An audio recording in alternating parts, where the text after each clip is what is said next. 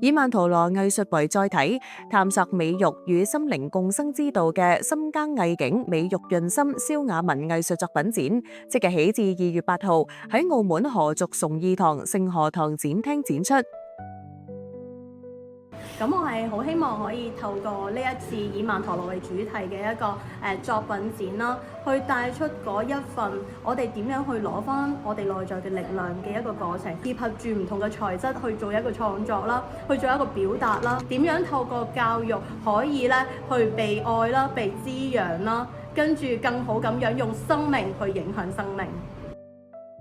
展覽以曼陀羅個人成長三部曲為核心敘事軸，以圖示同心性嘅互證為核心創意，立體呈現作者喺視覺、藝術創作、心理成長同美育實踐三大領域嘅跨學科探索成果，為公眾帶嚟兼具審美體驗同心靈啟迪嘅獨特體驗。